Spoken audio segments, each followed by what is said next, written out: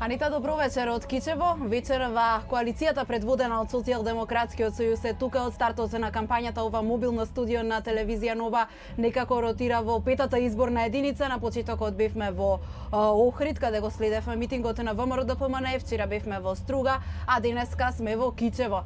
Во овој момент, од тоа што го слушам од надворе, се уште оној забавниот дел кога пеачите се на сцена, се очекува да се обратат кандидатите за пратеници од коалицијата предводена од СДСМ вечерва тука пред Кичевчани. Се очекува да се обрати и носителот на листа во петата изборна единица Радмила Шеќеринска и лидерот на Социјалдемократскиот сојуз Зоран Заев и да го представат планот за живот во Македонија. Така се нарекува нивната програма и нивниот слоган на во оваа кампања.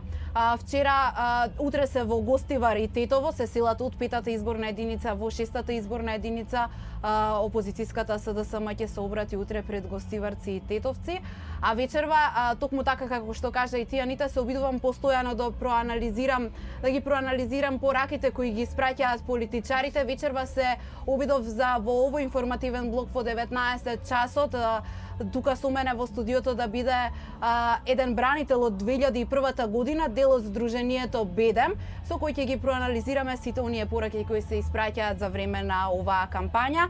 Гулаб Сарафиловски, бранител од 2001 година, вечерва со мене во мобилното студио на телевизија Нова. Добро вечер.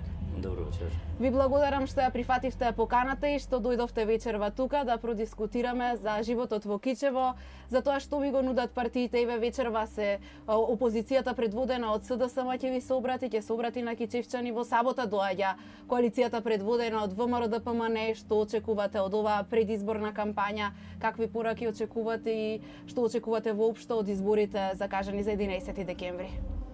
Добро е тоа што вечерва Социјалдемократскиот сојуз ќе го посетат Кичево и ќе представат нивната политичка програма за овие избори кои што следуваат сега. Меѓутоа, за разлика од онаа програма што завчера во Охрид ја представи ВМРО ДПМН, сметам дека е поинаква и резултатите се евидентни.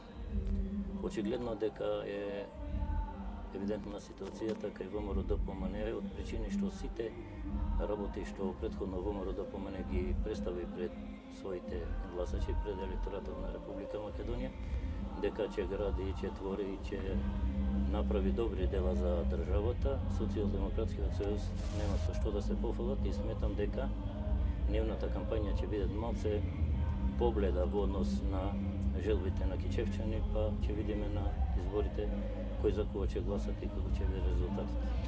Кичево на претходните локални избори доби градоначалник Албанец. ВМРО ДПМН и СДСМ на тие локални избори овде во Кичево настапија заедно. Имаше еден кандидат за градоначалник кој беше поддржан и од двете партии, од владеачката и од опозицијската партија.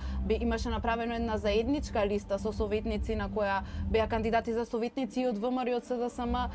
Едно единство во Кичево кое ретко кој можеше да го види и за таа кампања кога беше за локалните избори имав можност да бидам тука во Кичево.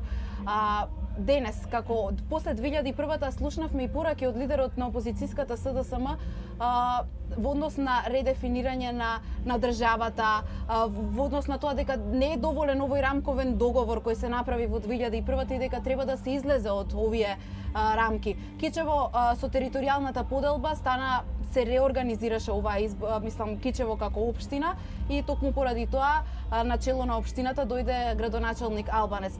Ве прашувам како денес вие после 2001-та се чувствувате кога слушате вакви пораки дека треба и дали се согласувате дека треба да се напуштат оние рамки на рамковниот договор?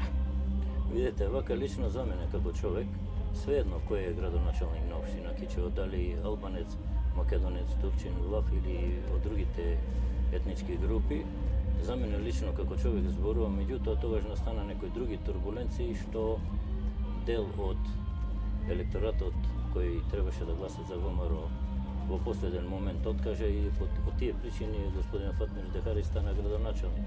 Свеедно велам уште еднаш, меѓутоа за сегашниот случај кој лидерот на Социјалдемократскиот сојуз господин Зоран Заев имат според мене невидени мегаломански апетити кои пак ќе речам според мене и според останатите кичевчани и верувам дека и грото од македонците во Република Македонија, тоа е ветар во магла и тие работи не може да се остварат затоа што рамковниот договор е во рамка и таа рамка не може да се тегне, тоа не е еластик како што замислуваат Заев. И уште едно прашање, ќе потсетам уште еднаш бранителство од 2001-та бевте доброволец, бевте во 2001-та во Тетово, каде што чинам беше и најжустро во таа година и мислам дека таа година никој македонец нема да ја заборави. Каков е меѓуетничкиот соживот овде во Кичево? Видете, меѓуетничкиот соживот во Кичево е релативно добар. Кичево вреди за еден од помирните градови во Република Македонија, меѓутоа заради поништената индустрија која што претходно Кичево имаше во еден добар број каде што многу наши сограѓани живеа, екзистира од тие работни места. Сега малце по малце се стабилизираат ситуацијата во градот со оглед на тоа што во новоотворената фабрика Кисети Системс за перничиња за автомобилската индустрија на BMW, Mercedes, Audi, Hyundai и други светски брендови се вработија. Денеска баш добив податок неофицијален од еден вработен тамо. До денеска се вработени 650 и нешто луѓе.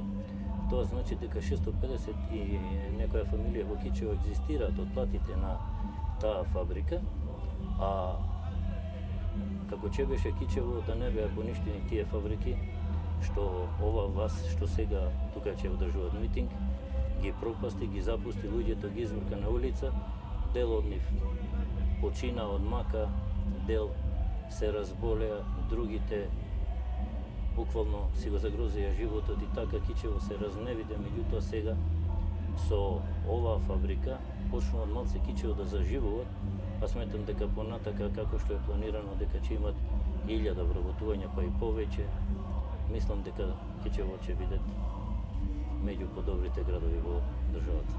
Ви благодарам за овој разговор. Молам. Анита, само би сакала да тука да истакнам дека денеска ги контактирав и од Општинскиот комитет на Социјалдемократскиот сојуз тука во Кичево и побарав да ми обезбедат кандидат за пратеник, односно кандидатот оние пратенички листи на Социјалдемократскиот сојуз. Бевме договорени во 18 часот да имам соговорник од Социјалдемократскиот сојуз, но подоцна ме информира дека поради партиски активности и поради митингот во Демир Хисар, тоа нема да може да го реализираме интервјуто, односно разговорот со кандидатот за пратеник од тука од Кичево. Се надевам дека ќе најдат простор во пред да стартува официјално митингот, бидејќи како што кажав се уште оној забавниот дел кога пејачите се на сцена, па подоцна се очекува да се обратат говорниците, дека ќе обезбедиме и некој од Социјалдемократскиот сојуз да прокоментираме. Јас инсистирам и постојано сум во контакт со тука со штабот од Социјалдемократскиот сојуз во Кичево. Тука се одјавувам и најавувам повторно вклучување нешто подоцна.